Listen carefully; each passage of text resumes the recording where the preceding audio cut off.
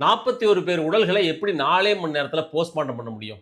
இது கரூர் பிரச்சனையில திரும்ப திரும்ப எழுப்பப்படுகிற ஒரு மர்மம் நிறைந்த கேள்வியா இருக்குது. முதல்ல அது 4 மணி நேரத்தில நடக்கல. 16 மணி நேரம் நடந்த போஸ்ட்மார்ட்டம். இதுக்கு ப்ரூவன் டேட்டா, மீடியா நியூஸ் எல்லாம் இருந்தாலும் கூட, திரும்ப திரும்ப இதே ஆங்கிள்ல தொடர்ந்து பேசிட்டு இருக்காங்க. சரி, இத புரிஞ்சுக்கிறதுக்கு ஒரு சில மாசத்துக்கு முன்னாடி குஜராத்ல அந்த விமான விபத்து நடந்துச்சு இல்லையா? அதுல எப்படி போஸ்ட்மார்ட்டம் நடந்துச்சு அப்படின்னு பார்க்கணும். அங்க இறந்தவங்க மொத்தம் 229 பேர். அத்தனை பேர் உடல்களையும் வெறும் 13 மணி நேரத்தில போஸ்ட்மார்ட்டம் பண்ணி முடிச்சாங்க, அங்க உள்ள டாக்டர்ஸ். இது நான் சொல்லல. இன்னமும் எல்லா டேட்டாவும் டைம்ஸ் நவ், ஏஎன்ஐ மாரியான தேசிய ஊடகங்கள்ல அவைலபிளா தான் இருக்குது. திடீர்னு இப்படி ஒரு பிரச்சனை நடந்ததும், சுத்தி உள்ள எல்லா மருத்துவர்களையும் இம்மீடியட்டா அங்க வரவழைச்சு, மொத்தம் 140 மருத்துவர்கள் கலந்துகிட்டு, வேக வேகமா அந்த போஸ்ட்மார்ட்டத்த முடிச்சு, உடனடியா ஹேண்ட் ஓவர் பண்ணாங்க. மொத்தம் 13 மணி நேரத்தில மொத்த உடல்களையும் போஸ்ட்மார்ட்டம் பண்ணி முடிச்சுட்டாங்க. கரூர்ல நடந்தது ஒரு ஸ்டாம்பீட், முழு உடல்கள் கிடைச்சது. ஆனா குஜராத்ல உடல்கள் நசுங்கி, சிதைஞ்சு, எரிஞ்சு, உருக்குலைஞ்சு போன நிலைமையில கிடைச்சது.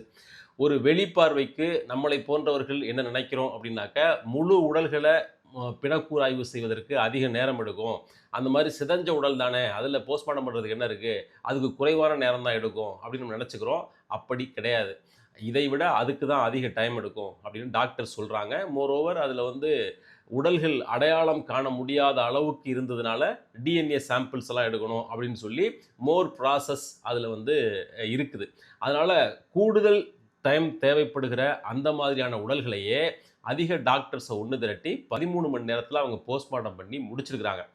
இத இன்னும் கொஞ்சம் புரிஞ்சுக்கணும் அப்படின்னாக்க, குஜராத் வெர்சஸ் தமிழ்நாடு இந்த 2 மாநிலங்களோட ஹெல்த் சிஸ்டம் எப்படி இருக்கு அப்படிங்கிறத தெரிஞ்சுக்கணும். நமக்கு ஆல்ரெடி தெரியும் தமிழ்நாடுங்கிறது மெடிக்கலி அட்வான்ஸ்டு ஸ்டேட் அப்படிங்கிறது தெரியும்.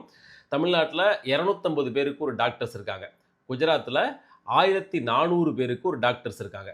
இங்க தமிழ்நாட்ட பொறுத்தவரையிலும் 2 வருஷத்துக்கு முன்னாடி உள்ள டேட்டாவின்படி 1,30,30,000 டாக்டர்ஸ் இங்க இருக்கிறாங்க. ஸோ தமிழ்நாட்டை விடவும் பல மடங்கு மருத்துவ கட்டமைப்பில் பின்தங்கி இருக்கிற குஜராத், இந்த மாதிரியான நெருக்கடியான நிலை வரும்போது எல்லா மருத்துவர்களையும் ஒன்று திரட்டி வேக வேகமா போஸ்ட்மார்ட்டம் பண்ணி ஹேண்ட் ஓவர் பண்ணியிருக்கிறாங்க. இதுதான் பொதுவா நெரிசல் மரணங்கள், கும்பல் மரணங்கள் எங்கெல்லாம் நடக்குதோ, பொதுமக்களோட மனதை ஆற்றுப்படுத்துவதற்காக, ஒரு பொது கோபம் உருவாகிவிடக் கூடாது என்பதற்காக, ஏற்கனவே அவங்க கிரீஃப்ல இருப்பாங்க. அவங்கள இன்னும் தாமதப்படுத்தி, துக்கப்படுத்தக் கூடாது என்பதற்காக, இம்மீடியட்டா போஸ்ட்மார்ட்டம் பண்ணி ஹேண்ட் ஓவர் பண்ணுவாங்க. கும்பல் மரணங்கள் எங்கெல்லாம் நடக்குதோ, அங்க எல்லாம் இது நடக்கும். அந்த அடிப்படையில தான் அங்கேயும் பண்ணியிருக்கிறாங்க, இங்கேயும் பண்ணியிருக்காங்க. ஸோ மெடிக்கலி ரொம்ப பின்தங்கி இருக்கிற குஜராத்திலே இது சாத்தியம் அப்படின்னாக்க, தமிழ்நாட்டில ஏன் சாத்தியம் இல்ல? இது ஒரு அடிப்படையான உண்மை. இப்ப இந்த குஜராத் விமான விபத்தில் எப்படி போஸ்ட்மார்ட்டம் நடந்திருக்கு அப்படின்னு பார்த்தோம். ஸோ இதை ஒப்பிட்டு புரிந்து கொண்டாவது இந்த கான்ஸ்பிரசி தியரிய ஒரு முடிவுக்கு கொண்டு வாங்க அப்படிங்கிறது அப்படின்னு கேட்கலாம்.